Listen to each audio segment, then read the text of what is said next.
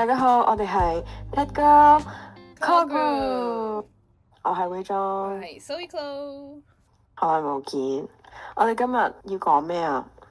女校2、3事，去到今時今刻，半年後係咪半年後啊？應該有到差唔多啦。我哋先至我哋開錄青島嘅呢時候已經係4月嘅事啦，就嚟聖誕，我哋仲係越洋嘅 call 咯，所以勁個時間差。可能中間會有啲好 awkward silence 係因為未到對面咯個 audio。同我哋會不停咁疊聲咯，我哋完全控制唔到嗰個節奏。我一開始仲要話唔可以疊聲咯，我覺得呢一集 podcast 一定係勁搭咯，搭到撲街咯係。勁 chaotic 因為我哋有兩岸三地嘅朋友，算唔算係兩岸咧？三地？三岸三地咯。係，但係有一個會唔出聲。兩岸三地係點樣計㗎？邊兩個岸啊？你講 officially 嗰個係啊，政治上政治正確，兩岸三地應該係咪講台灣同大陸啊？但三地係邊三地？咁係邊3個地啊？應該係中港台啊嘛。中港台。咁所以2個岸咯，台灣嘅岸邊同埋香港嘅岸邊，之後仲有就係3個地方咯。我哋而家係三岸三地咯。三地。我哋今日邀請咗我哋中學嘅朋友仔嚟同我哋一齊討論女校2、3事。你唔要介紹？我想邀請佢出嚟嘅。我哋邀請同學 A 4個 hi， 係啦，我哋係同學 A 啊。Hello， 我講咗我先啦，我係女校讀咗15年，算唔算15年咧？幼稚園係有男仔嘅，但係 technically 嗰間 suppose 係間女校啦，所以我都叫做讀咗15年嘅女校。我仲有另外一位旁聽緊嘅觀眾咧，嗰個觀眾都係同我一樣，我係幼稚園已經認識佢，所以我對女校係好有心得嘅。但其實我同你個 background 係一樣嘅，因為我都係15年嘅。你都係咩？我係等先，我唔開學校名啦，但係佢由幼稚園去到中學都係同一間嚟噶嘛，但只不過我係作為全港唯一一間下晝校。但喺呢個幼稚園同小學嘅途中，我係完全唔認識 on the call 嘅所有人㗎啦，因為我係一直係所謂嘅上晝班，所以我係冇 overlap 嘅機會 until 去到中學，佢成為一間全日制，即係正式係冇分上下晝呢樣嘢嘅學校咯。所以其實係 supposingly 個經歷係差不多嘅，但係去到中學當然係一樣，即係大部分時間都係一樣啦，即係高中係一樣。不過我覺得小學同幼稚園嘅經歷都唔係好重要咯，即係當你真係好有嗰個意識嘅時候，其實都係講緊中學咯。即係其實你問我都唔係好記得小學發生咗啲咩事。但係我覺得我哋嘅言論就真係淨係可以表達到作為女校學生嘅一個。唔可以啊！你淨可以代表本人立場咋你。係，即係但係我哋嘅 opinion 係，即係我哋連少少我哋唔可以有任何嘅 assumption of 其他男校係點，男女校係點，我哋係冇人經歷過呢樣嘢咯。OK， 頭先 A 同學想講一句嘢，但係俾你斬斷咗，你可以俾佢講翻先。Sorry。我就係想講就係我想解釋點解呢個上晝班同認識唔到下晝班嘅，因為嗰陣時小學咧係有唔知點解有個 trend 係講緊下晝班唔中意上晝班，上晝班唔中意下晝班。跟住可能有時翻學放學見到啲上晝班咧，就會覺得佢哋奇奇怪怪。我覺得係我哋唔會主動去認識。我覺得我哋係有一個好，即係點講，有一個好高嘅 sense of belonging 咯。即係我哋覺得就係我哋係下晝班就係下晝班，上晝班係上晝班，即係大家會互相不爽對方咯。實力勁懸殊喎！我而家都係我一個係上晝班啦。但我想 clarify 呢件事，其實我係冇呢個咁樣感覺嘅原因係因為我覺得首先個 basis 就係我哋本身上落堂，唔係上落堂，即係翻學放學個時間根本就唔重疊嘅。即係我放學嗰時，你哋先翻學，甚至係我放學，如果我係搭校巴翻屋企嘅，我直接上咗校巴添，我都見唔到你哋個人咯。所以係冇機會去認識咯。但係唯一一樣詭異嘅事係嗰陣時，我哋會共用班房咯。我唔知點解佢可以即係諗到有呢個咁樣嘅方法啦，可以同一個校舍之後可以 double 嘅人數喺嗰度讀書咁樣咯。即係我哋係會 maximize 咗。我哋係即係 literally 佢嘅時間控制得非常之好啦，係真係上晝班一放學，下晝班啲人就開始翻學啦。我哋嗰陣時唯一會 interact 就係可能係即係 morning assembly 完之後，有時候上晝班會有即係唔知喺 hall 會有啲可能 after school activity 嗰陣時就會見到咯。但係其實我又好似即係冇，因為我係唔係日日都係直接翻屋企嘅，因為我好多時都係會去打波啦，所以係會 lunch time 係會喺禮堂度食飯嘅。哦、yes exactly 嗰陣時成日都會見到一大班人拎住嗰啲保溫壺喺個飯堂喺個禮堂度，即係同埋我會見到佢哋嗰啲音樂班啊嗰啲又會即係喺禮堂度拎住孭住大提琴啊嗰啲我有少少印象咯。但係呢個已經係成為絕響咯，因為佢哋已經分開咗兩個 campus 啦。冇錯，佢哋已經變翻全日制咯，即係無論係幼稚園都係，幼稚園係冇應該都冇分上下晝，定係因為翻半晝？即係一上晝班變咗全日制啦。唔係你講小學？我講小學啊。小學係啊，佢哋所有都全日制嘅，而家冇分，而家冇上下，即係冇半日嘅。但係下晝班仲係下晝班嚟喎。嚇係咩？係啊！嚇你冇睇到嗰日一打完風之後，係全港唯一一間下晝校咯，下午校。我唔知。即係佢係唯一一間學校，唔知點樣打完風之後，唯一仲要翻學。係咩？等下先，唔好意思，我 search 下先。唯一一間下午校啊！我哋 expose 得太多啦，大家都知道我哋。If you know, you know。但係好似係有呢個傳言啦，即係我嗰陣時知道佢哋分校舍之後，佢哋都有傳過下晝班係變全日制，之後上晝班係變晒咗全日制咯。但係呢個係一個好遠咗嘅話題，因為呢個好 limit to 我哋嘅學校。係呢個太 limit 啦呢個。我哋係咪所有人都係讀咗15年啊？咁定係12咯？你當講12年啊！我幼稚園有人係同學㗎。就係啦。點解我哋今日會突然間 come up 呢個 podcast 咧？即係雖然都拖咗大半年啦，一嚟係因為我啱啱完 sem 啦，超級得閒啦，我就突然間有啲心血來潮，就想錄翻 podcast 啦。同埋因為嗰啲 thread 咪會好多嗰啲即係咩對嗰間學校嘅 stereotype 啊，或者即係啲人有時會去問下，即係覺得呢間學校係咪仍然都係咁出色咁樣樣，即係成日會提及到我哋學校咯。即係我有時成日會好似會 expose 我哋學校名咁，但係即係我好多時啲人就會喺啲 comment section 清一色，我覺得90%都係一啲負面嘅 comments 啊。我覺得係 overall 傳統女名校咯，因為我哋學校都係一間好傳統嘅學校。所以我哋可以 discuss 一下，即係唔係淨係我哋學校啦，但係 overall 一啲迷思咯。因為好多時候嗰啲 post 即都會有啲 stereotype 啦，即係其實講嚟講去都係講嗰啲咯。我覺得其中一個最 obvious 或者最多人談論嘅就係嗰啲即係小圈子啊，跟住所有人都勁 bitchy 啊，係啊，即係攻心計咁樣上演。甄嬛傳。咁其實我又覺得冇咯，即係我唔知道大家係點樣睇呢件事。我 personally 都係覺得冇嘅，因為即係我覺得所謂嘅勾心鬥角啦，即係其實根本呢間學校就即係我哋嘅 experience，我哋根本就冇咁多嘢要爭咯，你明唔明？即係我哋唔係老師喺度勾心鬥角，當我啲學生喺度勾心鬥角。成班學生咁開心一齊玩咯，但係啲老師又唔知喺度做咩咁樣嘅時候。因為我覺得老師嗰個層面已經唔係學校咯，對佢哋嚟講呢個係職場咯，所以佢哋嗰啲勾心鬥角，佢哋嗰啲辦公室政治咯，已經 another level。我覺得咧勾心鬥角同小圈子其實係兩個 topic 嚟嘅咯，因為我覺得小圈子係即係你只要有 a group of friends，其實就有機會被認為係一個小圈子，因為你一定會有啲 friend 係你熟啲啦，一齊玩啊，跟住其他人係可能冇咁熟啦，跟住咁啱嗰個人又係 belong to其他一個 friend group 咁樣，其實咁樣嘅情況就已經係勁小圈子咯。但係我又覺得呢樣嘢唔係一個太 negative 嘅嘢，呢個好正常嘅交友圈子嘅一樣嘢咯。但係勾心鬥角又唔同咯，即係勾心鬥角係即係好似你頭先所講，即係要爭啲嘢咁樣樣咯。可能其實睇你點 define 小圈子呢樣嘢，大家都係啱玩嘅一齊玩咁。可能同班有幾多個唔同班有幾個唔同嘅 friend group 咁樣。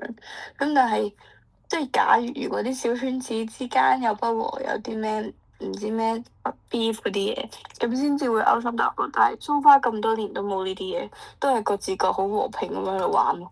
其實咧，我我覺得除非嗰啲問題兒童喺度製造啲問題咯。我覺得我哋班咧，即係我哋要提少少 background 啦，就係我哋其實係我哋高中最尾個3年啊、2年啊、3年， 3年我哋係同班嘅。我哋仲有咩嘅？所以我哋先至會即係咁 close 啦。我哋係同班同學。咁但係我覺得我哋班咧係有好多個小圈子，即係我覺得我哋 as in 我哋一班咧，其實我哋嗰個凝聚力唔係好強咯。我覺得甚至係可能最差咯，喺 within 個係啊，即係 form 我覺得我哋全級啦，我覺得我哋嗰個班嘅嗰個凝聚力啦，一嚟我哋同我哋班主任嘅 relationship 冇話即係超級 close 啦，即係我哋 even 已經係3年嘅時間啦，即係入面有發生好多事啊，至於即係我覺得我哋班嘅凝聚力係遠遠比其他班係唔係好強咯，即係同埋係我哋班係比較多唔同嘅圈子。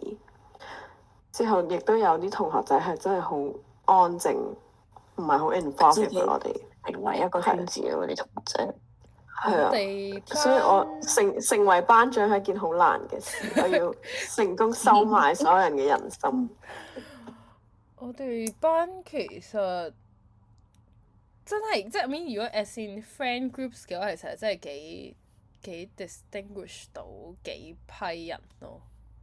即係其實我哋係唔 representative 過講呢樣嘢，因為其實我哋係最我就我哋係哋 within 本 the 身就係 same 一個圈子係我哋咯本身就係個圈子咯。但係即係我哋唔所以我哋一係嗰種排除，即係唔會話排除一個人進入我哋圈子，只不過冇人想進入我哋個圈子咁解咯。我覺得係。係啊，呢個真不嫌棄我哋。我哋 acknowledge 我哋係有小圈子，我覺得好正認證咗常，好正常嘅。但係唔係我覺得認證勾心鬥角。係唔認證，係唔認同勾心鬥角呢樣嘢咯。我哋純粹係有好多小圈子啦，即係我哋從來都冇發生過唔和諧嘅事咯。因為對於我哋嚟講，我哋只不過係即係咁，你有自己熟啲嘅 friend，咁你好自然梗係同嗰班 friend 一齊玩噶啦。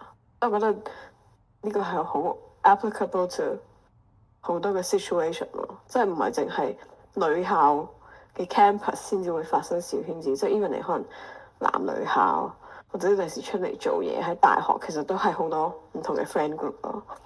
但我諗緊咧，其實即係以前我而家唔係好 exactly 記得啲事情啦，但係我隱約都覺得係一定有啲人同某啲人係有 beef 咁樣，跟住但係。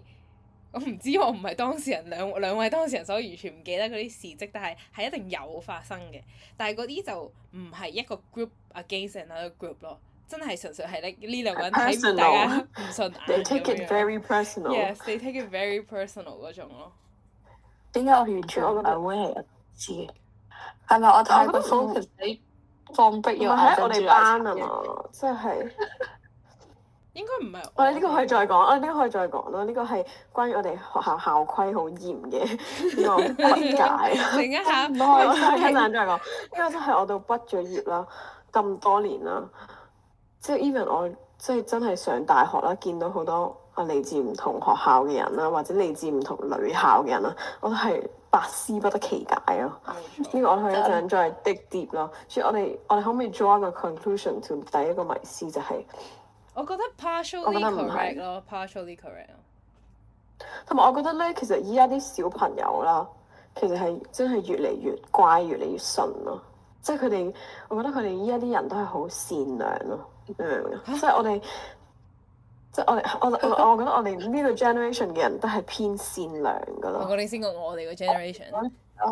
我哋嘅 generation 同埋即係再細少少依家嘅小朋友，佢哋都係好心地好善良啦，即係佢哋唔會話有好多好壞嘅諗法啊，話我要去排擠呢個人，我要去咩？即係佢哋最多係真係我同你唔係特別熟咁，我唔同你玩，但係唔會話等等我真係好唔中意你，我好排擠你啊，打人啊，唔知點樣塞個擦膠落你個耳仔度，我真係唔會有呢啲嘢咯。但係其實我唔 speak on behalf of 其他 generation，但係我覺得純粹就係我哋認識嘅咁啱呢一堆人。因為第一其實學校要幫我哋篩咗一批，即係 suppose 唔係呢種 culture 或者唔係呢一種即係呢種 background 嘅人，即係或者呢個 social status 嘅人啦。所以其實我哋起得我哋學校或者我哋認識得嘅一啲同 form 嘅同學，其實已經唔係我哋想象中嗰啲飛仔啊飛女嗰種感覺咯，而係即係你排擠人都有個限度咯，即係未至於好似韓國成日都講嗰啲咩，即係即係拖你去後面，係拖你去後欄打你啊咁樣咯。我都真係好唔理解呢個行為咯，即係我睇嗰啲韓劇，我都會好嚇點解要咁樣做啊！即係仲要即係其實 bully 嗰個人，其實佢都唔知道自己。即係冇一個即係佢都係好 random，我睇你唔順眼，我就開始 bully 你啦咁。我真係覺得點解即係我哋冇乜 bully 係因為個校風叫我哋好 focus 自己嘅成績咧，跟住所以喺咁多年嘅高中都係喺度讀書咯。咁所以當你好多讀書、好多 coursework、好多嗰啲小測嘅時候，你就唔會有咁多心情再去 bully 人咯。你都寧願個心諗我唔要唔合格啊！聽日無啦啦又突然之間有默書啊！你記唔記得啲英文默書啊？突然之間上下一堂突擊默書，我真係哇！即係日日都有呢啲嘅時候，真係唔會有心情嘅 bully 咯。我覺得大家個諗即係可以話純品啲嘅，即係大家個 focus 並唔喺呢一啲位置上咯，可能真係按即係自己陣間要做咩，陣間食咩 lunch time 食咩，跟住然後放學去邊咁樣嗰種感覺。我覺得其實 overall speaking 其實我諗中學生都係咁嘅啫，即係你冇一啲太複雜，即係你只要唔係 come from 啲太複雜嘅 background，我覺得大部分嘅中學生都應該係純品嘅。我覺得我哋都算叫做喺學校 involve 好多唔同層面嘅活動啦，即係我哋有 take part in 唔同嘅事啦，咁我哋都算叫做喺學校接觸得多人，但我哋都冇咁樣嘅感覺咯，所以我覺得唔可以咁樣 conclude。但係我覺得女仔即係女校出嚟嘅女仔咧，係真係嗰個性格係有少少唔一樣㗎。即係我覺得呢個係我上到大學之後係好明顯可以 distinguish 到女校嘅女仔同男女校嘅女仔咯。即係好多性格上啊、行為上啊，女校出嚟嘅女仔咧，我覺得 overall 都係 tough 啲啦，即係都係好女強人 vibe。我唔係話男女校嘅女仔唔係啦，但係佢哋會即係 soft 啲嘅，再女仔啲啊。我覺得呢個可能係即係我哋學校嘅 culture 咯。我覺得係最 typical 嗰種女校咯，即係以 track record 嚟睇，其實我哋過往啲師姐們都係呢一種 type 嘅人啦。我唔知係學校嘅 education groom 到我哋成為呢一種人，定還是即係 by coincidence 大家都係一個咁樣嘅性格咯。但係我覺得就係我冇好似你咁樣好睇得到究竟男女校嘅女仔同女校嘅女仔有咩分別？但係我覺得 overall 當我認識咗啲女校嘅女仔之後，有好多都係咁咯，即係我有認識，即係我唔知係咪因為我讀 business 啦，我認識好多好超級有事業心嘅女仔嗰種咯，即係 instead of 係即係你會覺得戀愛路行先咁樣樣嗰種咯。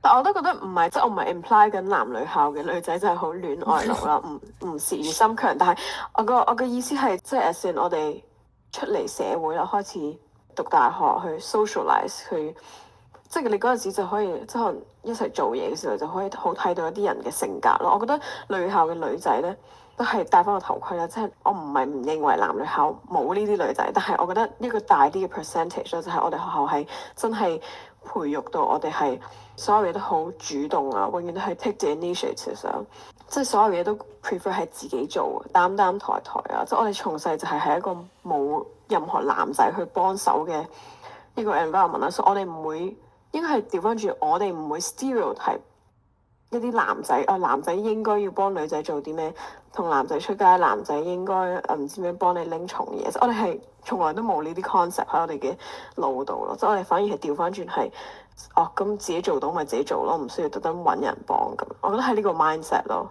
我覺得 speaking of values 呢家嘢咧，其實係即係我覺得即係我唔係話所有女校都係咁樣樣，但係我覺得我哋自己學校嘅教我哋嗰種 values 其實係 sort of 幾現代化女性呢樣嘢咯。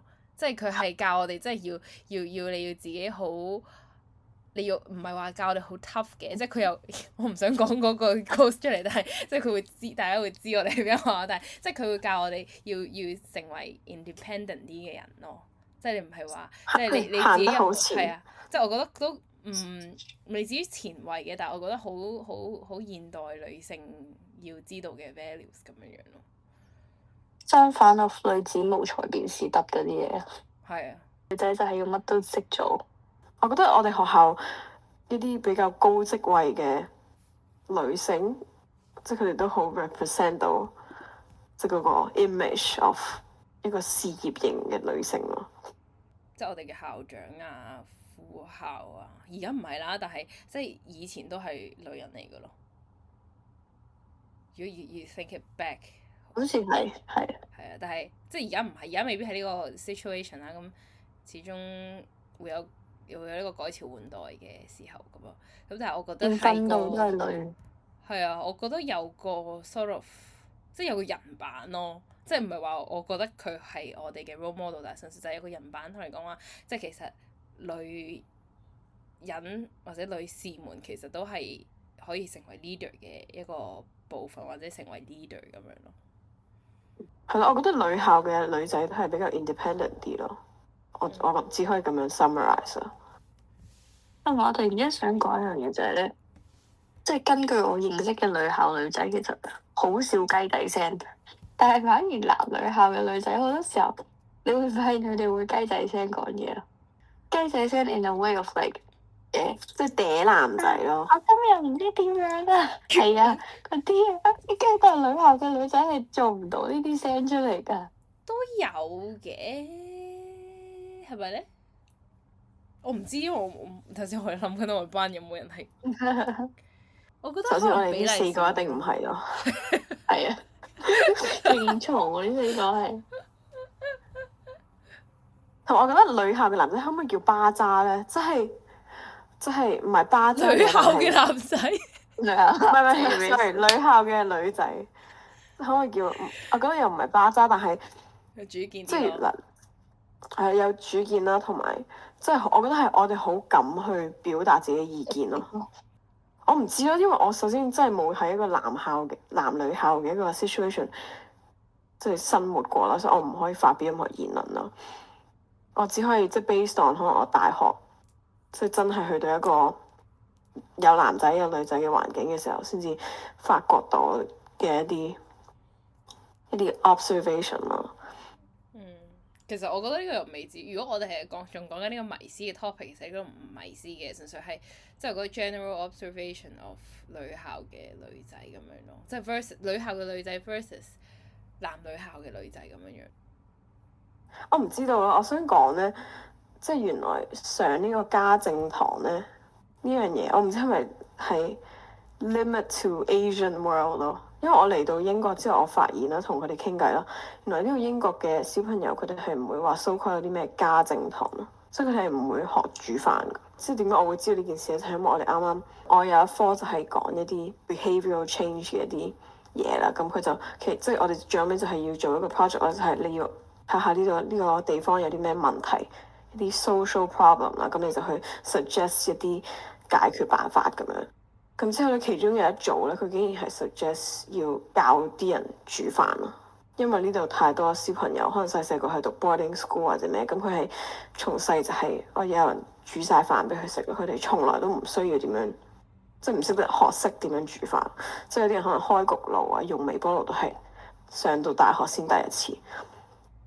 我覺得呢個同香港一樣，所以呢個點解我哋會有 home econ 堂嘅原因咯，就係可能喺某個年代，佢哋覺得而家啲小朋友係唔識煮飯嘅，或者唔識做 needlework 嘅咁樣樣，所以佢哋先會有呢個家政堂俾我哋上咯。但係我又覺得即係有啲人係唔會學識咯，喺嗰幾堂裏面，即係你唔識煮飯，你唔識煮飯嘅，你照樣都係會炸咗個廚房。但係即係你識煮飯，你屋企本身有煮開飯嘅人，其實係覺得家政堂係太兒戲咯。True。我仲記得我家政堂考試啦，我哋好似要 design 一個即係3個餸嘅 course，定唔知要煮一道餸啦。即係我嗰陣時嗰個餸係唔熟噶咯。你要毒死都講咗老師名，你要毒死你要毒死你嘅老師。之後佢係真係唔熟到啦，即係切開係豬肉啦，之後入面仲係紅色噶啦，之後係完全 unedible 啦，之後佢擺入微波爐叮熟佢咯。我覺得其實咧啲老師要即係佢都要係咁意試下味，我覺得對佢嚟講真係一個胃係一個嘅腸胃嘅大考驗。可能佢哋食咗藥打定底嘅啦。你記唔記得？完全係美女廚房咯，大型超大型美女廚房咯。但係其實我覺得家政堂幾好玩咯，即係你幻想下，你堂堂都係聽住個老師喺度講書，跟住好悶嘅時候，突然之間有一堂你可以自己煮下飯，跟住無啦啦喺度整下啲針線，其實我覺得幾 chill 咯。但係我覺得即係煮飯咧，煮飯係幾好玩啦，但係 needling 我真係好唔中意咯。我真係超醜樣咯！我亂嗰幾個公仔啦，嗰咩十字繡啦，哇！完全係噩夢咯！之後仲要係唔係喺上堂做啦，係要拎翻屋企，係一個 assignment 啦，要拎翻屋企做啦，真係好痛苦咯。實不相瞞，我當時嗰份功課係即係我中學嗰時仲有高人姐姐呢樣嘢，係我實不相瞞我份功課係佢做嘅咯，因為我亂極都亂唔到。即係我連佢有一個首先講下個 background 就係我哋要整一隻公仔，咁佢 suppose 係你整公仔就要將兩塊布即係咁樣夾埋，跟住就亂個邊，跟住再反翻出嚟塞棉花咁樣噶嘛。跟住我係亂完之後塞棉花嗰時，個棉花會喺某個窿度走翻出嚟咯。即係我連亂嗰啲針線係勁闊咁樣，係 which 係唔即係整唔到咯隻公仔，所以我最後係有打手嘅份功課。我都想叫我嫲嫲幫我車咯，但係佢會車因為仲要咧，因為即係我哋仲要學用衣車啦。其實即係講真啦，我其實到而家都唔知係點樣用噶。同埋即係上堂嘅時候你會有不停會有尖叫聲傳出啦，即係唔知點樣支針斷咗啊，啲線唔知點樣，即係主要係不停整爛個衣車咁樣，真係好 chaotic 啦。但係的確係有啲女仔係真係好，即係好叻呢一樣嘢啦。但係對於我嚟講係一個好大嘅困難咯。我覺得個衣車好好玩，即係其實好似即係嗰陣時未有學車啊嘛，而家有得學車，咁你就會明點解咁好玩。其實佢就等於一個你唔使踩迫力嘅嘢咯，你淨係咁俾油咯，跟住佢就係咁幫你係咁縫啲嘢落去咯，幾好玩咯。我其實嗱，我唔知你哋 prefer，因為我哋係 alternatively 咁樣上嘅，即係當你上 needling 嗰時，你就唔會想即係煮嗰個叫咩啊？煮飯煮嘢食，總之就係一係就上。佢係一個名㗎，烹飪。烹飪真心嘅 needlework 同咩啊？唔知喎，唔記 cooking 得啦 class。我其實我突然之間醒起，我係呢一科嘢嘅嗰啲叫咩啊？科長來㗎，係啊。你我係班長，唔係我係 English representative，我第一我係記得我想風衣講咩咯 representative。我係 RME 我係 representative。 IT assistant。哇！我想講，我覺得我哋要講，即係呢個咧，又一定要講啦，就係即係可能有少少遠咗同呢個家政呢樣嘢啦，就係我哋學校係有，即係我覺得所有傳統嘅學校咧都係有一個宗教嘅 background 啦，而我哋嘅宗教 background，即係我哋學校嘅宗教 background 係天主教啦。我覺得係比起呢個基督教係咪更加多呢啲好多嘢，即係好多嘢做啦，好多我唔知點樣，我唔知點樣講，即係主要係我哋係即係我都係大個先知，因為我咧即係又係要講翻啦，我15年都係喺呢間學校啦，我係真係去到中學嘅時候，我先發現呢個世界唔係天主創造咯。我係真係一直都以為係天主用咗7日唔知點樣整個世界出嚟，我係真係一直咁樣 believe 啦，俾佢薰陶咗。我覺得呢樣嘢真係有少少恐怖咯。佢個宗教整得好咯。係啊，但係主要講真，我其實係 personally 我係冇任何宗教嘅 background，即係我屋企人完全唔係天主教徒啦，即係我哋從來都唔會去教堂啊。從來都唔會祈禱，但我唯一會祈禱嘅時候就係學校啦。因為我哋學校天主教學校啦，係每一日朝頭早 morning assembly 都要祈禱啦。之後小學、幼稚園嗰啲再誇張啲啦，即係放學前要祈禱，食 lunch 要祈禱，即係唔知做乜都要祈禱。我嗰陣時就係完全勁沉浸咗喺嗰個環境度，之後就即係點講咧？即係我係一個冇領洗嘅天主教徒咯，我比真正嘅天主教徒更加迷信咯，即係更加相信上帝。我覺得我係完全相反，因為我係即係雖則讀咗15年，但係我覺得可能係我唔知邊個 at which point of time 我係極度人間清醒，我覺得即係可能我人比較 scientific，即係我覺得呢樣嘢唔 make sense 咯，即係 suppose 你應該有科學根，即係佢冇科學根據咯呢樣嘢，佢純粹係一個 don't be offended 啦，所謂如果聽緊嘅天主教徒嘅話，即係我覺得呢樣嘢係一個傳言咯，即係。佢傳言，我唔係話佢話係一個假嘅傳言，但係佢係即係人傳人或者 from 無論係 verbally 定 written 嘅 form 去傳落嚟咯。呢個即係同你好似講香港或者中國人嗰種佛教啊，或者係嗰種即係講媽祖啊呢樣嘢，其實都係一啲傳落嚟嘅故事咯。即係 instead of 即係我認為佢有個科學根據咁，所以我係對於。我唔可以話我唔相信有天主嘅嘢，可能我會 partially 認為佢可能會 exist 啦，但係我未至於去到我 believe in 佢嘅所有講嘅嘢咯，所以我係冇乜話要領洗或者冇乜話我要信奉天主呢樣嘢咯，所以即係呢個宗教 background exist 咗喺我15年嘅人生。我記得點解我嗰陣時唔信天主教 even 我。即係咁多年都讀緊天主教，因為我有一次同我屋企人出去教會啦，然之後嗰陣時就有個女仔做 sharing 喺度講話，佢有一日朝頭早擘大眼，隻眼好蒙查查，然之後祈禱之後揾到副眼鏡，然之後就睇到嘢，跟住我講下係心諗OK，但係就係好似聽完呢一個 sharing 之後，我就覺得。有少少存疑咯，開始跟住之後每一日即係小學嘅時候放學祈禱啦，我個 focus 都係淨係我想喺打鐘之前祈完禱咁，我可以準時放學咯。我覺得咧，對於一個唔係好信奉天主或者唔係一個好 religious 嘅人，我覺得尤其是咪5月係咪5月咧要念10次聖母經呢樣嘢，我覺得好痛苦啊！我覺得幾時先可以祈完禱啊咁樣咯〜覺得念住逐粒喺度捽過去過一次咯。我覺得我都認同，即係咧，我唔係想顯得我自己特別蠢啦，定即係好冇文化咁樣。但係即係點解我會相信？即係嗰一刻點解會信咗咧？即係嗰啲咩耶穌可以喺水上面行啊嗰啲，我梗係唔信啦！即係嗰啲咩醫好咗盲人啊，嗰個跛咗嘅係行得翻啊，嗰啲我梗係唔信啦。咁但係因為點解我會即係有時候好模糊咗咧？真係因為咧，因為我覺得聖經呢樣嘢，即係誒點解佢哋嗰陣時係點樣教我哋呢啲唔係天主教學生嘅人，就係我哋會有聖經堂啦。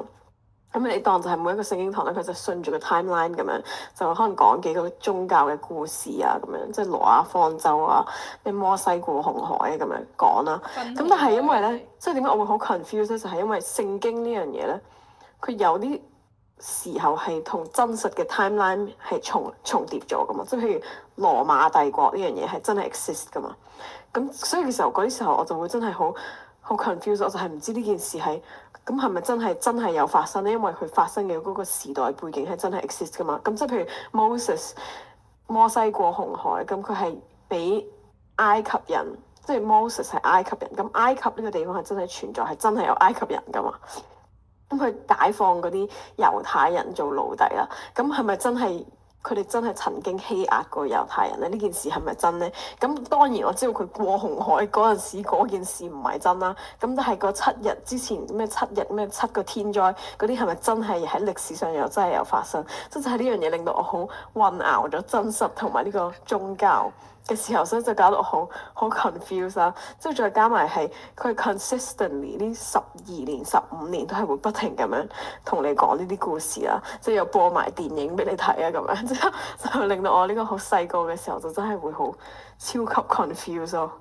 我只可以話你好認真上堂咯，因為我係即係我例如我知道摩西分紅海呢樣嘢，但係其實我唔記得嗰個故事內容係發生啲咩事。我只可以話，因為我可能係因為我冇好認真地聽佢講呢啲故仔，而我唔信，即係我冇呢個信仰咯。因為我哋即係 speaking of 上堂呢樣嘢咧，即係我哋唔係咪通常都會上完堂做 reflection，即係呢個係一個好白痴，唔係白痴，即係呢個係一個我哋嘅 practice，就係上完堂啦，佢教完嗰啲 chapters 啊，或者講完嗰幾個古仔，佢就會想我哋落堂做一個 reflection 嘅 exercise 啦。我唔知道係咪我哋學校獨有嘅事情，定還是係大部分嘅唔知係大部分有天主教背景嘅學校，定還是係總之有宗教信仰嘅背景，上呢啲 religious lessons 嗰陣時係會有一個即係一個所謂嘅 take away 或者所謂嘅一個 reflection 咁樣啦。即係我嗰本 reflection book 咧，我係reflection journal 咧係亂寫嘅咯。即係但係我覺得我自己真係好犀利，即係我係每一次佢咪有個 like 即係 word limit 唔係 word limit，即係個 minimum 嘅字寫幾多㗎嘛。我真係每一次都寫到㗎咯。但係我係其實可能冇吸收到任何嘅知識咯。我想講我吹水嘅能力就係由嗰陣時培養出嚟咯。咩 Jesus love everyone， 即係有嘅可以分開幾多個字就幾多個字咁樣，即係 instead of 咁樣不停打一啲字數。我覺得最 torturing 係有時候真係冇做到，即係要補寫咯，即係一次過寫翻自己條片，梗係痛苦咯。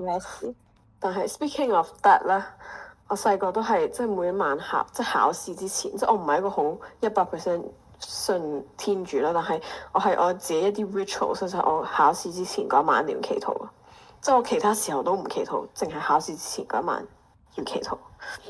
我都有個 rituals， 我考試前一晚一定要嗌個外賣食嗰陣時嗰啲唔知咩黑椒牛柳粒嘅，跟住第二朝去考試。我覺得有超多考試嘅 rituals 啊！諗考試之前先做一樣嘢就係、你就係嗰啲有事先至要揾天主嗰啲人咯，即係 which is 係即係個宗教，唔係個宗教上係想話，即係你一直都要，即係每日都要同天主溝通一下，即係傾下偈咁樣。咁但係我哋嗰啲就係即係可能唔係最虔誠，或者唔係最想講唔係最 blue blood，同埋我覺得即係唔係最係咯，總之唔係最虔誠嘅天主教徒，你就會覺得真係有事先至揾個神咁樣樣咯。但係 which is 我都覺得。即係我想講就係宗教信仰嘅存在意義咯，即係佢係俾一啲心靈上嘅 support 你咯。咁所以你只有需要心靈嘅 support 嘅時候，你先會揾佢咯。係嘛？我想講一個即係 which is 都係其中一個我唔係好 believe in 呢個神嘅一個原因，就係即係。from 某啲即係唔知上咩幾時上嗰個堂咁樣啦，咁佢就有講過就話，即係你有時去有個 ask 去問耶穌或者問天主咁樣，咁有時唔係下下佢都會有求必應噶嘛，即係佢未必，例如可能我 grant 咗個 wish， 我就我想有100萬咁樣，咁但係個天主未必俾100萬我噶嘛，咁但係嗰個聖經或者嗰個 lesson learn 就話，即係當天主或者耶穌係冇俾一個。即係冇 grant 到嗰個 wish 俾你嘅時候，其實佢已經同你作出咗一個回應咁樣。which is 咧，我係覺得唔 make sense 即係 where do you give？ 即係你個 response 去邊啊？如果你係有 response 嘅話，即係 which is 我都係我唔知道呢樣嘢，我有聽得幾清楚啦。但係總之我就覺得，即係如果佢係一個即係一個即係有 power 嘅神咁樣，咁點解佢唔去制止一堆即係可能好多人都祈禱嘅事情，即係例如世界和平咁樣，咁點解咁多人都祈願呢樣嘢？點解呢樣嘢都係冇發生咁樣樣？即係我就覺得唔 make sense。即係如果你係一個能夠有一個 power 去 grant wishes 俾人，或者係 grant 一啲即係幫人實現一啲願望或者目標咁樣嘅神嘅話嘅時候咯，因為我哋嘅神唔係真正嘅神咯，真正嘅神係阿拉。嗰個喺邊度啊？嗰個邊個地方話咩揾完石油採完之後個底發現有鑽石定唔知咩？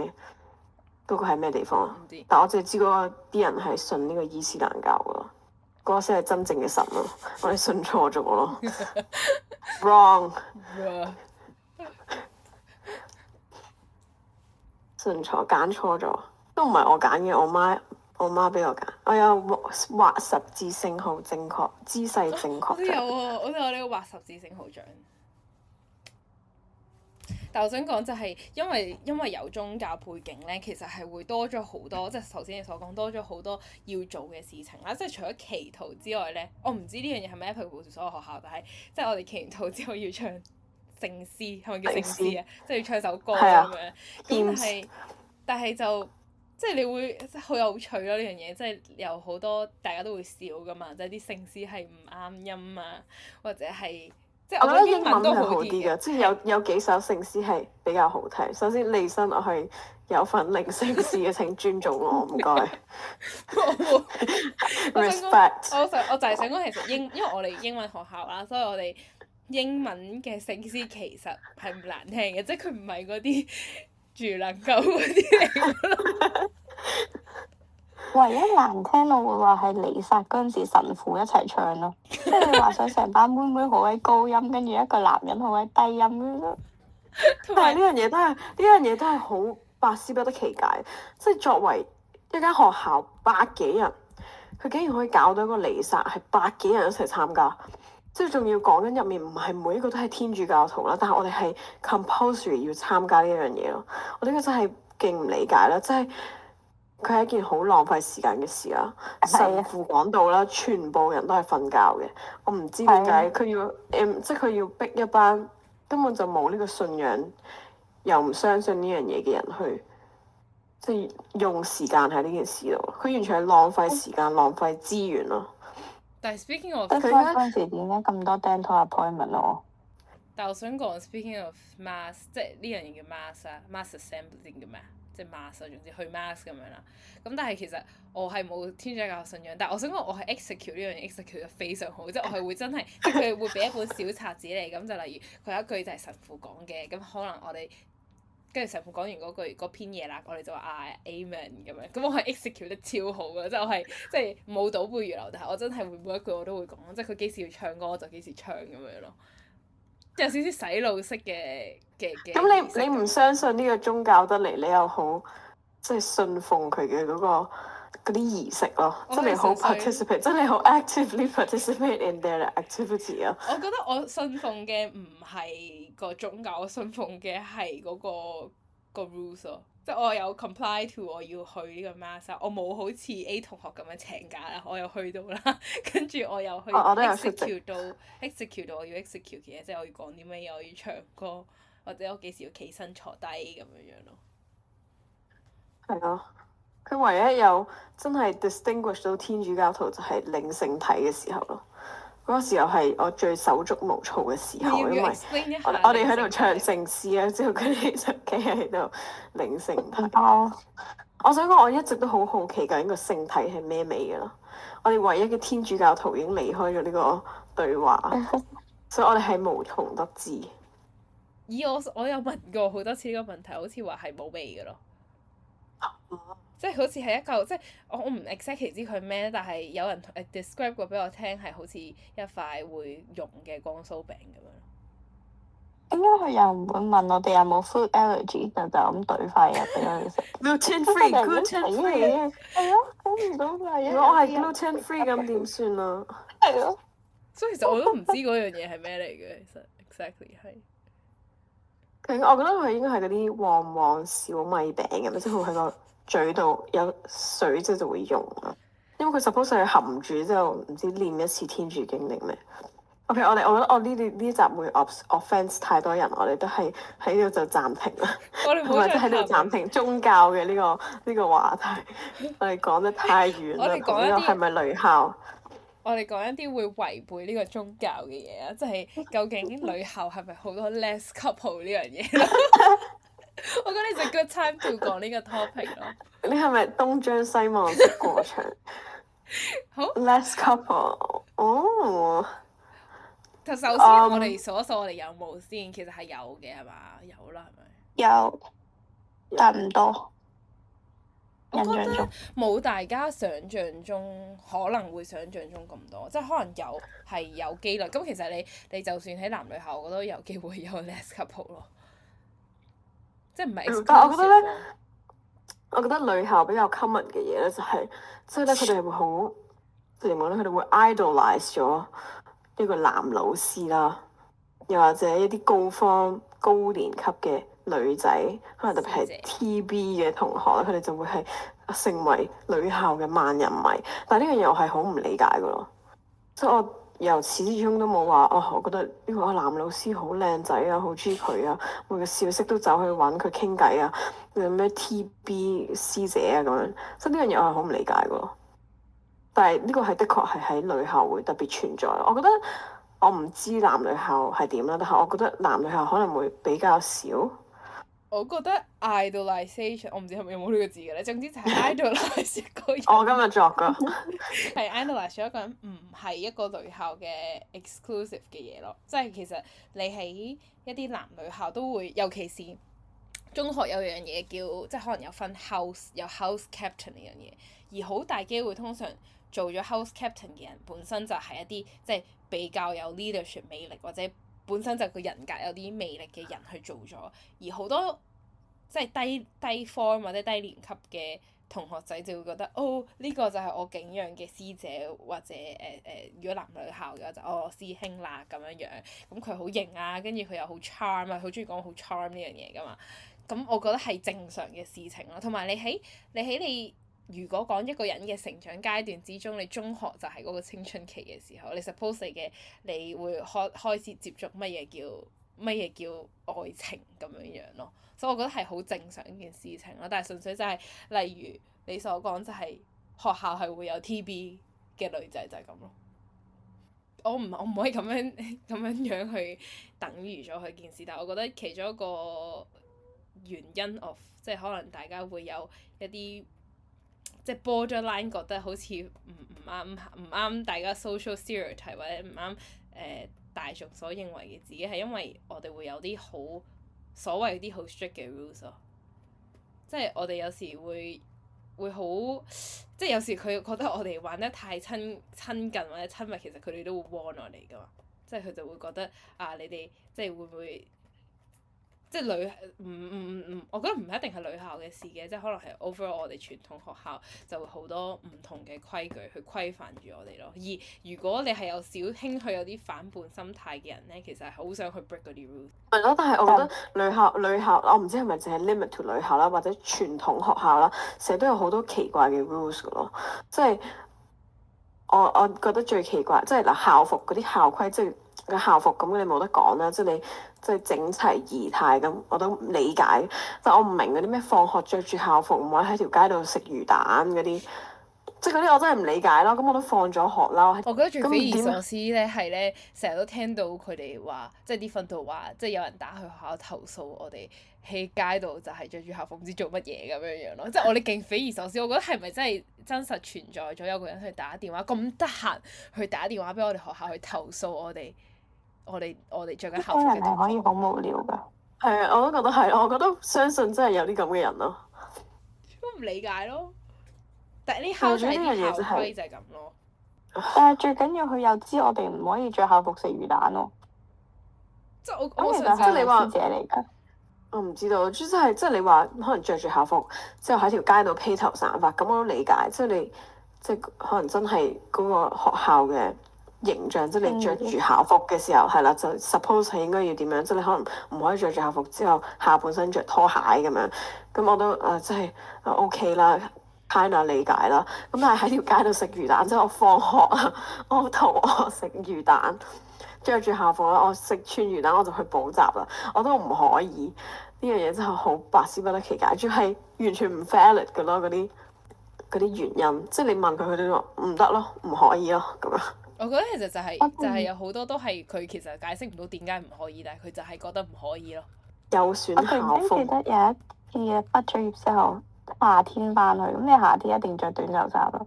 咁嗰陣時因為我有紋身，跟住之後咧翻到學校咁啱佢哋有啲 house activity，個老師就同我講話：你唔可以 show 你啲紋身出嚟嘅喎，你會教壞啲學生嘅。同埋有一樣嘢啊，呢樣嘢我都唔理解，就係因為我哋學校咧係即係可能星期六日翻學校咁樣咯，我哋都唔可以着短裙咯。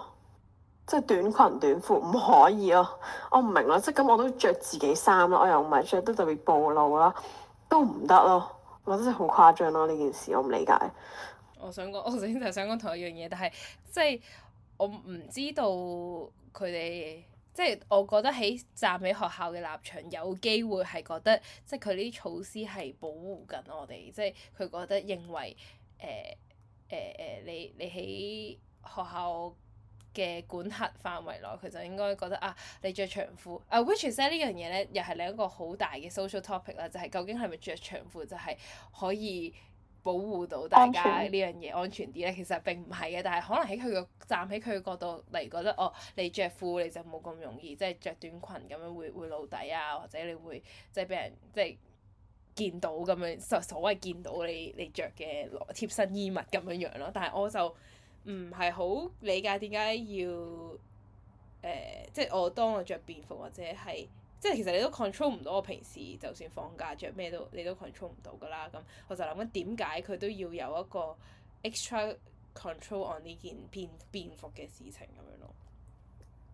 即係可能因為佢覺得啊，你翻到嚟學校你就要遵守學校嘅規矩，同埋佢覺得我覺得係即係佢就係咪都 list out 咗呢啲 rules 咯？即係有啲咩事發生嘅時候，佢都我已經有呢啲 rules 㗎啦咁樣。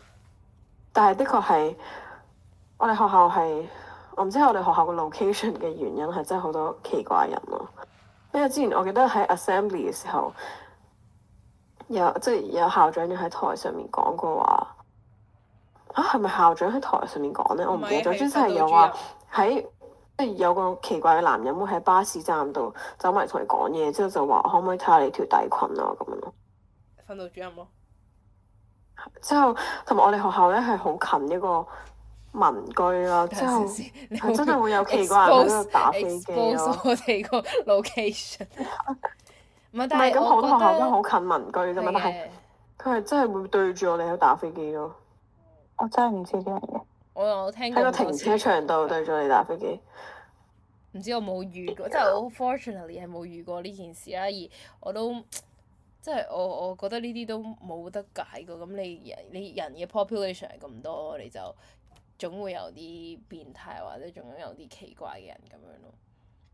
有冇其他奇怪嘅學校規定係不得理解？係我哋未講呢個 lunch time。係啊，呢個我哋啱啱提起咗少少。即係點解我哋會話我哋喺度諗要嗌咩外賣啦？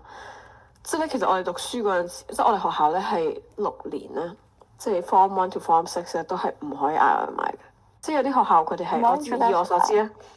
係唔可以出街食飯，亦都唔可以嗌外賣。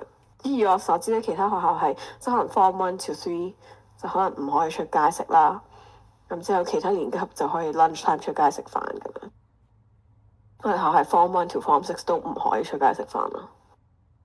我覺得有其中一個原因咧，即係佢 claim to be 就係因為我哋學校有 expose location，就係總之就係我哋學校附近其實係冇乜啲即係大商場啊，或者一堆好多食肆嘅地方。而如果佢 claim to be 就如果我哋一齊咁多人出去食飯嘅話咧，就會導致到其實大家係冇。即係啲餐廳係冇咁多 capacity 去裝載我哋咁多人同時間食飯呢樣嘢，加上又係頭先開始所講就係其實本身嗰度就已經有啲民居，咁其實嗰度嗰啲居民其實都要食飯㗎嘛 lunch time，所以佢就認為放我哋出去食 lunch 係一樣唔可行嘅事情咁樣咯。咁但係我覺得你唔俾我放出去食飯唔緊要，但係你唔俾我嗌外賣係即係我唔理解嘅一件事，即係嗌外賣啫嘛，佢都會送到嚟個閘度我落去攞，同我平時即係我家長過嚟送我落去攞，其實個 concept 上係一樣嘅。True，我覺得我哋要同埋補充翻就係，咁我哋冇得出街食飯，冇得嗌外賣，我哋有啲咩 option 可以選擇咧食飯？我哋就係一係就揀嗰啲營養快餐啦，一係就即係屋企人嚟送飯啦，或者你自己可能朝早已經帶定飯盒。嗱，但係咧我哋學校係又冇話咩 pantry 可以叮翻熱啲飯，所以就全部都係保溫壺啦。咁之後另外就係我哋有一個好細嘅一個，都唔算不上係一個 canteen 啊，係一個 tuck shop 咋。佢賣嘅熱嘢咧都好 limit 嘅，即係會賣晒啦。之後佢即係可能每日可能得3個餐，但係嗰個都係好後期嘅事啦，即係轉咗 operator 先至有，即係開始 offer lunch time 可能會有 ABC 餐，可能食下炒飯、食下炒麵咁樣。但係之前咧係真係食公仔麵嘅啫。烏冬啊、公仔麵啊，或者真係一啲小食啦、零食咁樣。所以我唔認為呢件事，即係佢唔俾我哋出街食飯啦，咁佢應該要 offer 一啲好啲嘅 options 俾我哋去選擇咯。即係咁你梗係唔啲人上到中學仲訂飯食嗰啲難食飯盒，咁你又冇屋企人可以嚟，即係唔係我個個屋企都有工人姐姐唔得閒嚟送飯噶嘛？主要係即係我覺得佢係 limit 咗我哋嘅一啲選擇啦，冇得出街食飯，但係佢又冇提供一啲更加好嘅設備，即係佢又可能連個 canteen 都冇咁樣，所以我就好唔理解咯。跟住佢話臨尾嗰年on lunch 有滷肉飯啦，有熱狗，又有珍珠奶茶，係件最開心嘅事咯。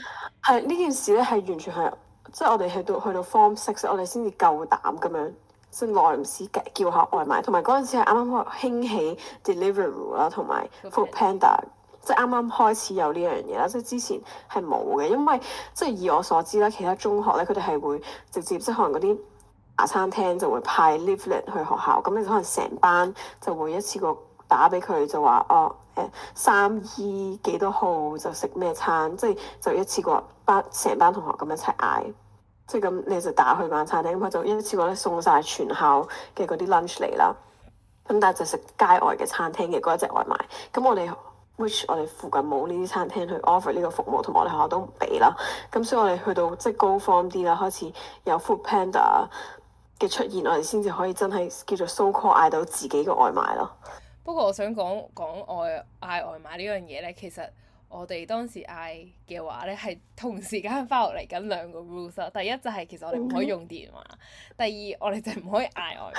但係我哋同時間做咗兩樣嘢咯，即係我哋係同埋我哋唔可以離開學校咯。我哋嗰陣時拎外賣係要離開間學校跑出去拎出去咯。個閘嗰度幾撚恐怖喎，要衝住落去。同埋我想講有一樣嘢就係、即係希望，如果萬一有我哋老師聽到，應該唔會有人聽到呢個 podcast 嘅。但係即係我當時咧係即係我哋12點半食 lunch 嘛，如果冇記錯嘅話。咁我就唔知12點定11點幾就嗌咗，幫大家一齊嗌咗外賣咁樣啦。跟住然後嗰個外賣喺即係外賣員就喺一個未打冷鐘，即係未開始食飯嘅時間就打俾我。跟住我個電話就喺個 drawer 度係咁喺度震咁樣啦。跟住我係冇辦法接聽佢電話，但我又好驚佢。即係同個閘嗰個姨姨講話，我其實係要嚟送外賣，咁我勁緊張。跟住我咧係，仲要係個電話，因為係我係衝咗出去廁所，即係我係冇講到任何嘢，我就衝咗出個班房度。係你哋幫我唔知你哋記唔記得，係你哋幫我講話我好急屎定我好急要去廁所咁樣咯。跟住我一衝咗出去，我就踎咗喺個課室出面聽咗個電話。但係點解我冇行到去廁所咧？因為我哋 corridor 係有閉路電視嘅，所以我係踎咗喺我哋。即係棟門，即係咁啱嗰度有個位凹咗佢，踎咗喺棟門度咁樣喺度聽嗰個電話。我唔好意思，可唔可以等我15分鐘？我哋15分鐘就可以落嚟㗎啦咁樣。佢就真係等我15分鐘咯，個外賣員。我覺得呢樣嘢都好多 loophole 可以轉咯，即係其實你求其揾，即係嗱，你話你唔可以出去學校拎外賣，咁你咪求其喺學校一大堆工人姐姐，你叫佢可唔可以幫我拎個外賣拎入嚟俾我，之後再扮嗰個外賣係工人姐姐送俾我嘅，完全冇問題啦。即係講真，我媽都可以買個譚仔嚟送嚟學校俾我做送飯㗎嘛。即係其實係好多嘢，好多 loophole 可以轉咯。我就係好唔理解呢樣嘢咯。我唔知一啲小朋友會唔會係可以嗌外賣，定係其實都係依然係冇啖好食咯。我以為你佢話冇膽咯，冇啖好食。但係其實講真，我哋都好冇膽咯，我哋都好蛇龜，我哋都等到 Form 6先可以做呢樣嘢咯。我哋仲要等到超級後期咯，應該都係。即係講緊 Form 6就係 study leave 嘅時候先就去，即係完全冇網管嘅時候先至開始呢啲行為咯。但係真係會好開心咯。最多係我頭半日請假，跟住請完假之後，順便買一堆奶茶翻嚟上魚塘飲咯。啊，係啊！我都有做過呢樣嘢。係咯，得呢啲唯一可以叫做即係踩下啲灰色地帶。但我覺得咧，都係因為有好多啲咁 strict 嘅規矩啦，令到我即係大個咗之後咧，我好多時候有好多呢啲規矩咧，我都會想盡辦法去睇下有冇啲灰色地帶可以行咯。但我覺得呢個世界就係會有呢啲灰色地帶咯，所以其實我哋係純粹係提早地見識咗呢個灰色地帶嘅滋味咯。仲有啲咩奇怪嘢咧？我覺得我哋學校係我唔知呢個莫名跳舞堂係咪淨係 limit to 我哋學校㗎咧？即係我哋嘅女校，我哋呢間女校係要上呢個跳舞堂。我哋係低方嘅時候係要跳舞㗎咯，係啊。我只可以話我哋學校嘅即係低方要上嘅堂都幾多姿多彩。係咯，我哋仲有 drama 咯，我哋有 drama 啦，我哋有 dance 啦。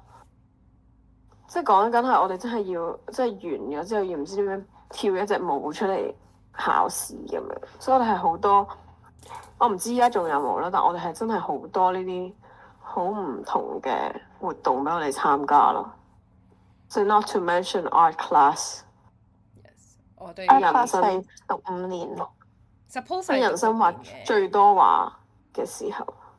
佢係真係將我哋 train 咗做一個畫家咯。但我只可以話咧，畫畫呢樣嘢咧，唔係真係唔係你畫咗幾多年係會進步呢樣嘢，即係其實係冇天分就係冇天分。即係你哋兩個應該還好啦，你哋兩個畫畫，我係嗰啲咧畫完即係差講咗老師咩，就係佢會即係會直搖頭嘆氣嗰種感覺。佢會係即係我哋個老師咧就係會。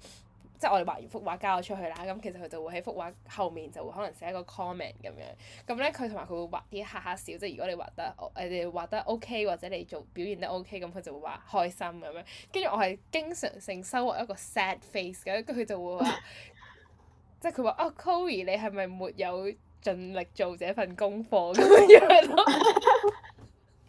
我覺得呢個都唔係咯，佢有時候咧係會即係上堂嘅時候，即係 not to mention 佢上堂成日 overrun 啦，呢個都即係算啦。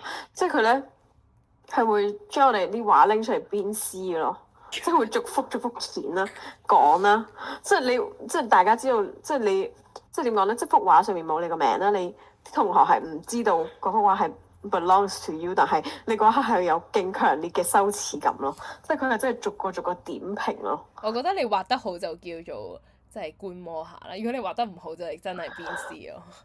係啊，即係我仲記得即係我第一次我哋畫素描定唔知咩要畫圓形咯，畫咗好多個係畫球體啦，之後要深淺有顏色係，之後畫一個圓形，我簡直覺得好似係邊個畫家喺度畫雞蛋啊！我就同嗰個人一樣咯，不停喺度畫極都唔得啦，仲要係要拎去個 art room 度俾佢簽名啦。哦，係啊！即係先至可以完結呢件事啦。但係畫極都畫唔到，我準備揾咗個 art team 嘅同學幫我畫啦。喂，槍手請槍，同我 home E 嗰隻公仔一樣都係請槍嘅咯。真係畫極都畫唔完咯，真係好誇張。因為仲要我哋係即係成日上堂咧，其實 A 同學係 art team 嘅喎，你咪揾佢啊！即係我 assembly 嘅時候咧，突然之間就會見到有一段時間就係所有人都拎晒啲畫出嚟油啦，有啲時候開埋水彩出嚟油啦，你就知道嗰日嘅晏晝一定有 art 堂啦，所有人都趕緊工咯，好誇張！我中學所有捱夜嘅時間都係 dedicate 俾我嘅 artwork 咯。我突然之間都記得音樂呢樣嘢啦，就好似唔知方幾到方幾要學樂器啦，咁要考試啊嘛。咁就係我作為一個冇音樂天分嘅人，我係呢段時間裏面我學咗好似3樣樂器，但係3樣我而家都唔識做，唔識玩㗎。你學邊3樣啊？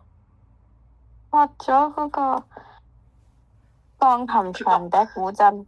嚇！你識吹長笛㗎？我識㗎，古箏我都識㗎，但係我而家唔記得晒。我之前香港有個古箏㗎，就係課考試咯。但係嗰陣時真係，因為我哋嗰陣時咧係唔知要唱一首歌之後彈一首，即係要有一個 instrument 同埋一個唱歌咁樣啦。真係會有人係完全冇學過樂器啦，即係可能真係彈咩 Twinkle Twinkle Little Star 咁樣咯。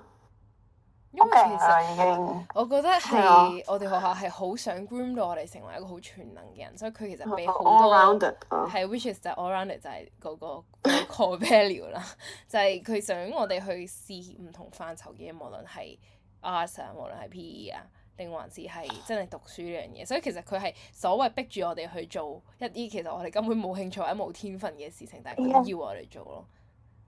仲有樂理考試啊！真係唔知咩嚟啊！我又係咁亂咁畫啲符號，又叫我作歌，跟住我咪當幅畫咁樣。係啊，我仲要作歌咯。上去又落去。我都唔知我記得係要爆作曲屎擺喺㗎嗰度代表咩音。我記得我哋係要作曲㗎。係好似有個咩好痛苦嗰啲作曲嗰啲 app 咧，要喺個即係個 website 度，唔知點樣。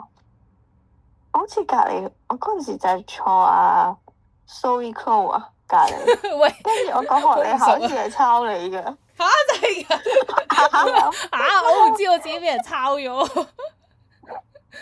所以我想講咧，即係其實送個女入去傳統學校，咪就等於 discipline 咯。我覺得呢樣嘢好有爭議性咯。係啊，即係我想講我哋高方面嗰啲默書咧，全部都係出貓噶咯。我已經好耐冇背過課文啦，即係嗰啲12篇範文啦，我都係全部都係抄噶咯。老實因為我哋咧嗱，即係我哋係要重複翻，我哋係天主教學校啦。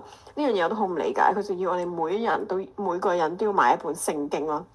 咁之後嗰本聖經係每一堂呢個天主即係嗰個宗教堂咧都要拎出嚟。咁佢又真係有用喎，佢叫我哋掀開唔知第幾章第幾節咁樣咯。咁呢就係唯一嘅用途啦。之後我哋就會因為好懶啦，我哋就會將嗰本 Bible 長期擺喺台面啦。即係嗰本就成為一個好好嘅掩護啦，喺後面可以做乜都個老師應該都睇唔到嘅。我諗加個 point 就係嗰個本 Bible 嘅厚度。其實就係同當年嘅 iPhone 係差唔多高度，即係你動起部咁樣 flip 起部 iPhone 咧，其實就係啱啱貼咗喺嗰個 Bible 嘅橫切面度咯。係啊，仲要 Bible 上面可以擺多本手冊啊，擺啲筆袋啊嗰啲，就冧到幾高啊！仲有本 prayer book 啊。所以其實係同埋唔可以 Bible on the floor 咁啊，點解翻就點解 end up on the table 咯？Right， 呢個都係其中一個規則，就係本 Bible 係 sacred 嘅，佢唔應該出現喺呢個地下度咯。佢要喺一個高於地下嘅地方度出現咁樣，所以好多人都係將佢擺台面，因為佢太大啦個體積。如果你放喺個櫃桶度咧，係會佔咗好大一個部分咁樣咯。得唔落啊！櫃桶好窄㗎嘛，係咪啊？我記得可以擺嘅，好似好厚啊！你要放完之後放唔到 A4 嘢咯。可能係我哋曳咯。確實係唔係？我覺得確實女校唔等於 discipline 咯，因為你總有曳嘅人㗎，你總有想挑戰規矩嘅人，which is me。其實好多咯，我唔會話好多咯，即係可能好多家長想將小朋友擺入全女校或者啲好傳統嘅學校，覺得即係 discipline 好啲，或者即係 as in band one school 咁樣，但係其實係真係好難咯。傳統學校係真係唔等於就有 discipline 咯。其實好睇個小朋友自己咯，同埋會有好多 bad influence，好似我哋咁樣。我覺得 discipline wise 咧，你好睇，即係你覺得。即係佢係 relative concept 嚟㗎嘛，即係你覺得個人好 discipline 係 as in，即係佢唔會去殺人放火嗰種好 discipline 啦，定還是係佢真係要成為一個乖乖女，所有嘢都要循規蹈矩，一啲 rules 都唔去犯咁樣嗰種嘅 discipline 咯。而我認為我哋女校，即係我哋所讀嘅女校，唔係 train 我哋 to be 一個所有嘢都要循規蹈矩。雖然佢好想啦，佢啲校規上係好想我哋所有循規蹈矩，但係佢有提我哋其實係要有 critical mindset 呢樣嘢咯。即係你去，即係佢唔係話我哋要 challenge 翻個校規，但係即係你要 challenge 翻有啲嘢嘅存在嘅原因咁樣咯。which is 可能就係點解我哋今天就喺度 challenge 緊我哋呢啲好奇怪嘅校規咁樣樣咯。非常好嘅 wrap up 啊！ Bravo！感謝你啊！我呢個 religious 堂嘅 reflection 教到我，同埋 train up 我去成為一個 wrap up 同 take away 嘅大師。咁我哋今日嘅時間差唔多啦。我哋感謝 A 同學嘅 phone in。我哋下次見。拜。